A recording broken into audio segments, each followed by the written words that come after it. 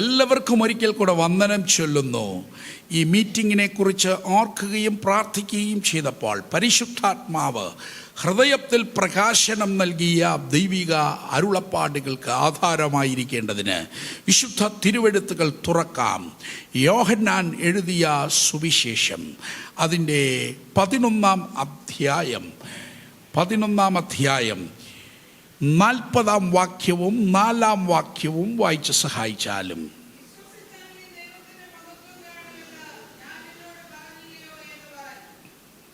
4-ാം വാക്യം.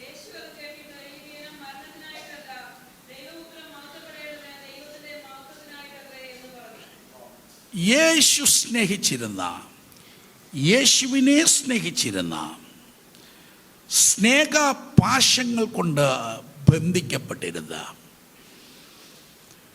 തീവ്രമായ സ്നേഹത്തിൻ്റെ ജ്വലനം വെളിപ്പെടുത്തിയിട്ടുള്ള ബഥാനിയയിലെ സാധാരണ ഭവനം 11-ാം അധ്യായത്തിലെ സംഭവം സൺഡേ സ്കൂൾ മുതൽ ദൈവമക്കൾക്ക് മനപ്പാഠമാണ്.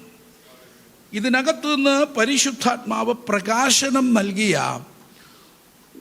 1-2 പ്രയോഗങ്ങൾ മാത്രം മുഖവരിയിൽ പ്രസ്താവിക്കുകയാണ്. മാർത്തയോട് യേശു പറയുന്ന വാക്ക് 4-ാം വാക്യത്തിൽ ആളയച്ചു, അത് പരസ്യമായി പറയുന്നു. അത് കേട്ട ശിഷ്യന്മാരോ ആരാണുള്ളത്?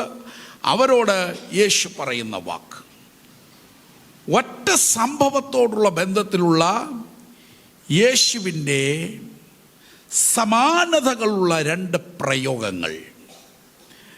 ആ 2 പ്രയോഗങ്ങൾക്കകത്തു നിന്നും നമുക്ക് ഗ്രഹിക്കാൻ പറ്റും ദൈവത്തിന് മഹത്വം എന്ന ഉദ്ദേശം ഈ വിഷയത്തിനകത്ത് ഉണ്ട് എന്നുള്ളത്. സ്തോത്രം, സ്തോത്രം. രക്ഷിക്കപ്പെട്ട് സ്നാനപ്പെട്ട് ദൈവകൃപയിൽ ക്രിസ്തുവിനോട് ചേർക്കപ്പെട്ടവരായ അനുഗ്രഹീതരായ ദൈവമക്കൾ, കൃപയാൽ വിശുദ്ധി പ്രാപിച്ചിട്ടുള്ള വിശുദ്ധന്മാരുടെ സംഘം, കൃപയാൽ നീതീകരണം പ്രാപിച്ചിട്ടുള്ള ക്ലീൻ ഷീറ്റ് കിട്ടിയിട്ടുള്ള നീതിമാന്മാരുടെ സംഘം, അതാണ് ഇന്നത്തെ ഈ കൂട്ടം. സന്തോഷത്തോടൊന്ന് സ്തോത്രം ചെയ്യാം. ഹല്ലേലൂയ. നമ്മെ ദൈവം അങ്ങനെ ആ പദവിയിൽ അത് രണ്ടും വിശദീകരിപ്പാൻ വിസ്താരഭയം എൻ്റെ അകത്തുണ്ട്. വിശകലനം ചെയ്യാൻ വിസ്താരമുള്ള വിഷയമാണ്. അതുകൊണ്ട് അത് മറ്റൊരു വിഷയമാകും. ഈ വീട്ടിൽ ദീനമായി കിടക്കുന്നു എന്ന വാർത്ത യേശുവിനെ അറിയിച്ചു. യേശുവിനെ അറിയിക്കുന്നതിന് മുന്നമേ യേശു അറിഞ്ഞിരുന്നോ എന്ന ചോദ്യത്തിന് യേശു ക്രിസ്തു സർവജ്ഞാനി, അവൻ്റെ സമ്പൂർണ്ണ ദൈവത്വത്തിൽ അവനത് അറിഞ്ഞിരുന്നു എന്ന് തന്നെയാണ് നാം ചിന്തിക്കേണ്ടത്. മറുപടി പ്രസ്താവന യേശുവിൻ്റെ വാക്ക്. ഇത് ദൈവത്തിൻ്റെ 4-ാം വാക്യം വായിച്ചോ. 4-ാം വാക്യം കേട്ടിട്ട് ഈ ദിനം മരണത്തിനായിട്ടല്ല. യേശു പറഞ്ഞ വാക്ക് മരണത്തിനായിട്ടല്ല എന്നാണ് പറഞ്ഞത്. ഈ ദിനം ഇത് ദൈവനാമത്തിൻ്റെ മഹത്വത്തിനായിട്ടാണ്. ദീനത്തിന്റെ വിവരമറിഞ്ഞ് യേശു ചെന്നിരുന്നെങ്കിൽ ദൈവനാമം മഹിമപ്പെടത്തില്ലേ? മഹിമപ്പെടും. ദീനക്കാരെ യേശു സൗഖ്യമാക്കിയെടുത്തെല്ലാം മഹിമപ്പെട്ടിട്ടുണ്ട്. ദീനം അതികഠിനമായി യേശു ചെന്നായിരുന്നെങ്കിൽ മഹിമപ്പെടത്തില്ലേ? മഹിമപ്പെടും. എന്നാൽ സ്തോത്രം, മരിച്ചെടുത്ത് യേശു ചെന്ന് ആ ചൂടാറുന്നതിന് മുമ്പ് യേശു ഉയർപ്പിച്ചായിരുന്നെങ്കിൽ ദൈവനാമം മഹിമപ്പെടത്തില്ലേ? മഹിമപ്പെടും. സ്തോത്രം. മാർത്തയുടെ സഹോദരൻ ലാസറിന്റെ ശാരീരിക അവസ്ഥ ഒന്ന് ദീനത്തിന് കീഴ്പ്പെടുന്നു, ദീനം അതികഠിനമാകുന്നു. താൻ മരണത്തിന് കീഴ്പ്പെടുന്നു. അത് കഴിഞ്ഞ ശേഷം മാർത്തയുടെ വാക്ക് 39-ാമത്തെ വാക്യത്തിൽ, അങ്ങനെ മാർത്ത പറയാൻ ഒരു കാരണമുണ്ട്. നാറ്റം വെച്ച് തുടങ്ങി. തൻ്റെ ബ്രദറിൻ്റെ ശരീരം നാറ്റം വെച്ച് തുടങ്ങി 4 നാളായി. അപ്പൊ ദീനത്തിൽ മഹത്വപ്പെടുത്താൻ കർത്താവ് ഉദ്ദേശിച്ചില്ല. അതികഠിനമായപ്പോൾ ഉദ്ദേശിച്ചില്ല. മരിച്ചപ്പോൾ ഉടനെയും ഉദ്ദേശിച്ചില്ല. സ്തോത്രം. നാറാം വരെ നാറ്റം വെച്ച് തുടങ്ങി എന്ന പ്രയോഗമാണ്. അതുകൊണ്ട് തുടങ്ങി കാണുമെന്നല്ല, അതുകൊണ്ട് അതുവരെ സ്തോത്രം യേശുവിന് പ്രിയമുള്ളവനെ വിട്ടുകൊടുത്തോ. ഹല്ലേലൂയ, സ്തോത്രം. ചിലപ്പം ദൈവത്തിൻ്റെ മഹത്വം നമ്മുടെ ചിന്തകൾക്ക് അപ്പുറമായി അസാധാരണമായ ഒരു ലെവലിൽ, ഹല്ലേലൂയ, നമ്മുടെ കൺസെപ്റ്റുകൾക്ക്, നമ്മുടെ വീക്ഷണങ്ങൾക്ക്, നമ്മുടെ കണക്കൂട്ടലുകൾക്ക് അപ്പുറമായി ദൈവത്തിൻ്റെ മഹത്വം നമ്മിൽ വെളിപ്പെടാൻ അങ്ങനെ ഒരു ലെവലിലേക്ക് ദൈവം വിട്ടെന്നിരിക്കും. സ്തോത്രം, സ്തോത്രം, സ്തോത്രം. ഹല്ലേലൂയ. എല്ലാ പ്രതീക്ഷയും അറ്റു. നിന്റെ എല്ലാ പ്രതീക്ഷയും, ഇറ്റ് പ്രതീക്ഷ പോലും അറ്റുപോകത്തക്ക രീതിയിൽ എൻ്റെ ദൈവം ചില സംഭവങ്ങളെ കൊണ്ടുചെന്ന് നിർത്തും. ആമേൻ. അവിടെ എൻ്റെ ദൈവത്തിന് മഹത്വത്തിന് വേണ്ടിയുള്ള ചില ചലനങ്ങൾ, അവിടെ ദൈവത്തിന് വാക്കുകൊണ്ട് ചിലതിനെ വിളിച്ചു വരുത്താൻ, അവിടെ തന്നെ ദൈവത്തിന് ചില ചലനങ്ങൾ സൃഷ്ടിക്കാൻ ഉണ്ടെന്നുള്ള ദൈവിക ആലോചന ഇന്ന് രാത്രിയിൽ ഏറ്റെടുക്കുന്ന ദൈവമക്കൾ സ്തോത്രം ചെയ്ത ദൈവത്തെ ഒന്ന് ആരാധിച്ചാട്ടെ. നിന്റെ സ്വപ്നങ്ങൾ, കണക്കുകൂട്ടലുകൾ, ചിന്തകൾ അറ്റടുത്ത് എൻ്റെ ദൈവം ആരംഭങ്ങൾ കുറിക്കാൻ സർവശക്തൻ.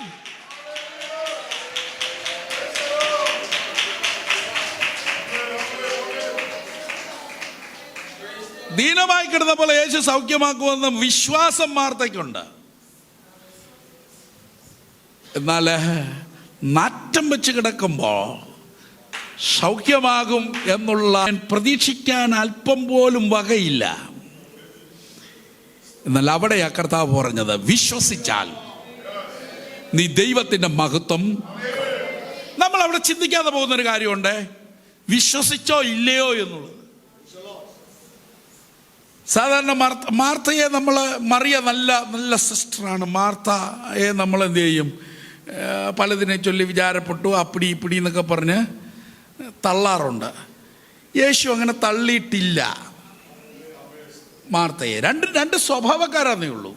ഈ എല്ലാവരും മറിയമാരായി കഴിഞ്ഞാൽ വീട്ടിൽ 3 നേരം വല്ലതും കഴിക്കാൻ പറ്റുമോ? രാവിലെ മുതൽ മറിയയാണ്.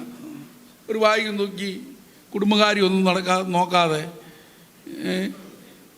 365 ദിവസവും യോഗത്തിന് പോവാന്ന് പറഞ്ഞ് ഇങ്ങനങ്ങ് പോകുകയാണെങ്കിൽ, അപ്പം ഒരു സഭയ്ക്കകത്ത് മാർത്തയും ഉണ്ട്, മറിയയും ഉണ്ട്. ഒരു വീട്ടിനകത്ത് മാർത്തയും ഉണ്ട്, മറിയയും ഉണ്ട്. വ്യത്യസ്തമായ സ്വഭാവക്കാരുണ്ട്. നോക്കൂ, ഈ മാർത്ത, ആമേൻ, അവള് വിശ്വസിച്ചു. യേശു പറഞ്ഞ വാക്ക്, വിശ്വസിച്ചാൽ നീ ദൈവത്തിന്റെ മഹത്വം കാണും. അപ്പൊ ദൈവത്തിന്റെ മഹത്വം വെളിപ്പെടണമെങ്കിൽ ഈ സാഹചര്യത്തിൽ നീ വിശ്വസിക്കണം.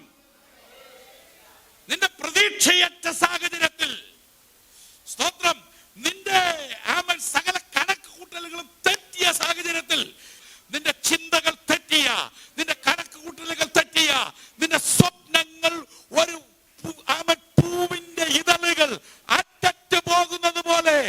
പൊടിഞ്ഞുപോയ സാഹചര്യത്തിൽ നീ വിശ്വസിക്കാൻ തയ്യാറാണോ? വിശ്വസിക്കാൻ തയ്യാറാണോ? അവൻ ഇന്നലകളിൽ എവിടെയും കാണാത്ത ലെവലിലുള്ള അവൻ ഒരു ദൈവ പ്രവൃത്തി നിന്റെ ഭവനത്തിനു വേണ്ടി നീ കാണുക. നിന്റെ വിഷയത്തിൽ നാൾ നിന്നെ കരയിപ്പിച്ച വിഷയത്തിൽ അതിന് ഉപരി നാളുകൾ നിന്നെ അസ്വസ്ഥപ്പെടുത്തിയ വിഷയത്തിൽ എന്റെ ദൈവം വാക്കുകൊണ്ട് ക്ഷണത്തിൽ വെളിപ്പെടുത്താൻ അധികാരമുള്ളവനായി അവൻ അവർക്ക് വേണ്ടി അധികാരത്തോടെ അവൻ നിന്നെങ്കിൽ ഇന്ന് രാത്രിയിൽ വിശ്വസിക്കുന്നവർക്ക് വേണ്ടി ആ ദൈവ സാന്നിധ്യം ഇവിടെ ഉണ്ട്.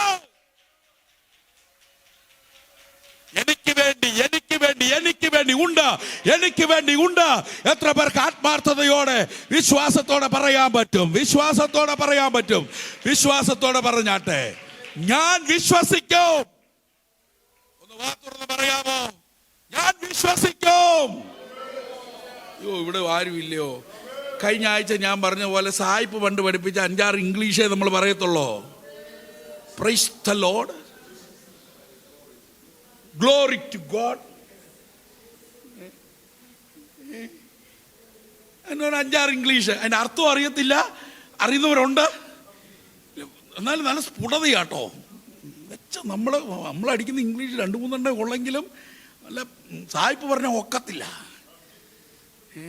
എന്തായാലും സായിപ്പ് പഠിപ്പിച്ച സായിപ്പ് എന്നുണ്ടെങ്കിൽ അന്തം വിട്ടു പോയനെ. അപ്പം നമ്മൾ 5-6 പ്രയോഗമാണ് പറയുന്നത്. എന്നാൽ അത് പറയണം, നല്ല കാര്യമാണ്, നല്ല വാക്കാണ്. എന്നാൽ ഇതും കൂടെ ഒന്ന് പറയാം, ഞാൻ വിശ്വസിക്കും. ഒന്ന് തുറന്ന് പറഞ്ഞേ, ഞാൻ വിശ്വസിക്കും. ഞാൻ ദൈവത്തിന്റെ മഹത്വത്തെ കാണും.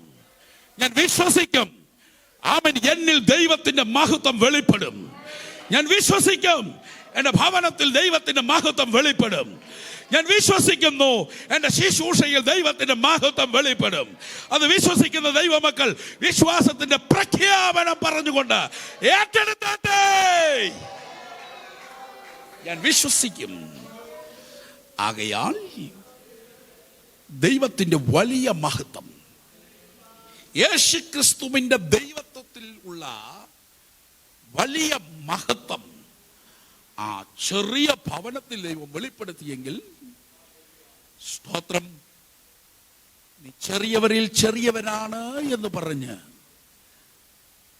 തന്നെത്താൻ നികഴ്ത്തപ്പെട്ട് ചുരുങ്ങിപ്പോണ്ട. ചെറിയ ഭവനത്തിൽ അവിടെയുള്ള ധനാഢ്യന്മാരുടെ, ന്യായപ്രമാണ സംബന്ധമായി സൂക്ഷ്മമായ അറിവുള്ളവരുടെ, പണ്ഡിതരുടെ, പരീശവൃന്ദത്തിൻ്റെ, സദൂക്യവൃന്ദത്തിൻ്റെ, പുരോഹിത സംഘത്തിൻ്റെ, അബ്രഹാമിൻ്റെ ജീനിയോളജിക്ക് കീഴിൽ ഉള്ള ആ വലിയ പാരമ്പര്യമുള്ള പ്രതാപമുള്ള പല ഭവനത്തിലും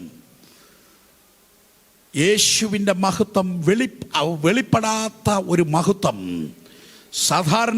സാധാരണക്കാരിയായ ബഥാനിയിലെ ഒരു കൊച്ചു വീട്ടിൽ, 3 സഹോദരങ്ങളുടെ ഒരു വീട്ടിൽ എൻ്റെ കർത്താവ് വെളിപ്പെടുത്തിയെങ്കിൽ, സ്തോത്രം, സാധാരണക്കാരനായ നിന്റെ വീട്ടിൽ, സാധാരണക്കാരിയായ നിന്റെ വീട്ടിൽ, പരിമിതികളുള്ള നിന്റെ സാഹചര്യത്തിൽ, പരിധികളുള്ള നിന്റെ ജീവിതത്തിൽ, വിദ്യാഭ്യാസം കുറഞ്ഞ നിന്റെ ജീവിതത്തിൽ, സാമ്പത്തിക ശേഷി കുറഞ്ഞ നിന്റെ ജീവിതത്തിൽ, ഇടുക്കവും ഞെരുക്കവുമുള്ള നിന്റെ ജീവിതത്തിൽ എൻ്റെ ദൈവം വലിയ ചില മഹത്വത്തിന് നീ കുറിക്കാൻ പോകുന്നു എന്ന ദൂത് ഒരു പ്രവചനാലോചനയായി ഇന്നു രാത്രിയിൽ ഏറ്റെടുക്കുന്നവർക്കായി ഞാൻ ദൈവത്തെ സ്തുതിക്കുകയാണ്.